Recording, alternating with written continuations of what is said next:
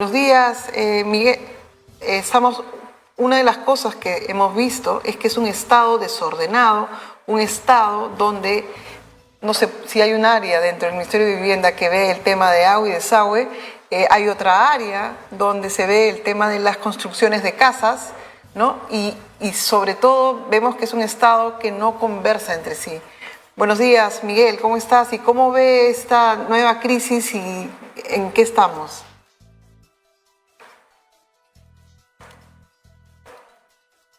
Buenos días, Miguel.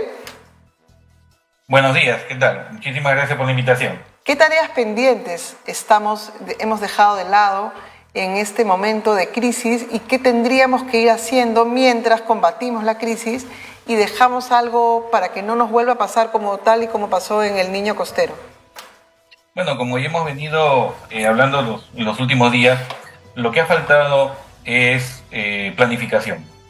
Una planificación urbana que haga una identificación correcta de aquellos lugares que están en riesgo, ¿no? Como estamos viendo, todos los lugares eso realmente es bastante sencillo, Paola, esta identificación. Por ejemplo, en los márgenes de los ríos, en las quebradas, en aquellos lugares donde no hay una habilitación urbana adecuada, donde no hay los servicios. Entonces aquellos lugares son los que tenemos que trabajar esforzadamente de ahora en adelante. ¿Qué más? Otra actividad que hay que reforzar es la fiscalización del uso del suelo. Y eso recae directamente en los gobiernos locales, es decir, en las municipalidades. Son aquellas instituciones, las municipalidades, que tienen que velar por el uso correcto del suelo.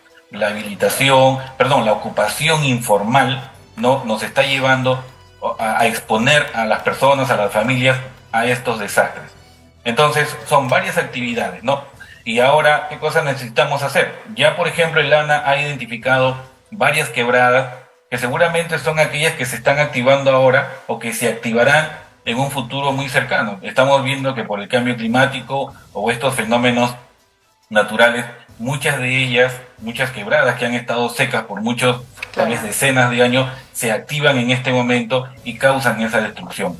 Entonces, y el otro trabajo que hay que hacer, Paola, finalmente, es directamente con la población. Muchas gracias por el espacio que me das el día de hoy y mencionar a todas las familias. Como estamos diciendo, todas las personas, todas las familias merecen un lugar donde vivir, pero un lugar que sea seguro, que sea adecuado y que sea digno, y no exponernos a estas amenazas naturales. De hecho, la planificación urbana que corre a cuenta de las municipalidades es quien debe hacer este trabajo, la identificación de cuáles son las zonas más adecuadas, sobre todo para el desarrollo urbano y la ocupación de las viviendas en este caso.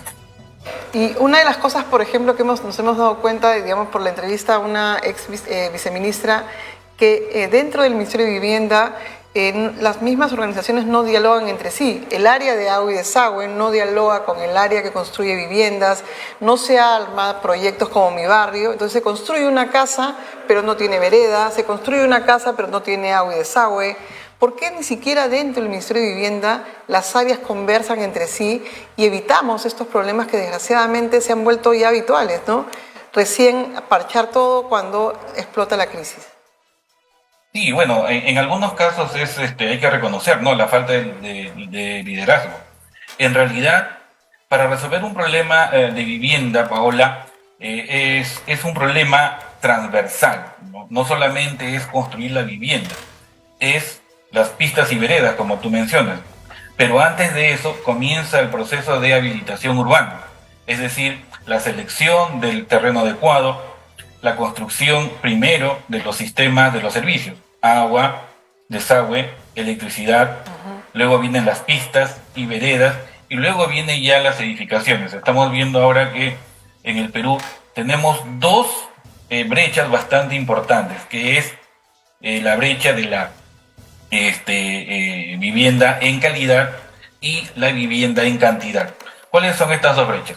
La vivienda en calidad quiere decir que la vivienda existe, pero en malas condiciones. Lo que acabamos de ver el día de ayer, por ejemplo, que lamentablemente varias familias han perdido sus viviendas por estar cerca a un río. Esa familia tenía vivienda, sí, pero estaba en muy malas condiciones debido a la ubicación. Y la otra brecha es la brecha cuantitativa, es decir, que no existe la vivienda para las personas. No estamos viendo que muchas familias en el Perú viven un poco hacinadas justamente por la falta de vivienda. Entonces, el desarrollo de proyectos de vivienda social no tiene que ser impulsado justamente por este concurso. Por un lado, el Estado para generar el suelo urbano, y por el otro lado, la competencia de la empresa privada que interviene también en este proceso, que es quien construye y finalmente vende una vivienda adecuada. Cuando hemos estado en el ministerio, por ejemplo, se evitó dar licencias de construcción, porque muchas personas primero construyen y luego piden la licencia de construcción para formalizar. Entonces ya se había dado la norma adecuada para que COFOPRI no dé, por ejemplo, los títulos de propiedad en aquellas zonas de alto riesgo. Entonces, definitivamente, también por ahí comienza el ordenamiento, ¿no? La formalización de la tierra a través de COFOPRI, como tú habías mencionado, tenemos el programa nacional el programa nacional de ciudades, por ejemplo. Está la Superintendencia de Bienes Nacionales, que también controla la tenencia de las tierras. Está el Fondo Mi Vivienda, que da los recursos a las familias para que compren una vivienda o construyan una vivienda. Y está COFOPRI, quien hace la formalización de la tierra y la formalización de la edificación. Entonces, es un conjunto de instituciones, de organizaciones dentro del mismo ministerio que tienen que conversar para poder llevar este desarrollo urbano digamos, de manera exacta, de manera adecuada.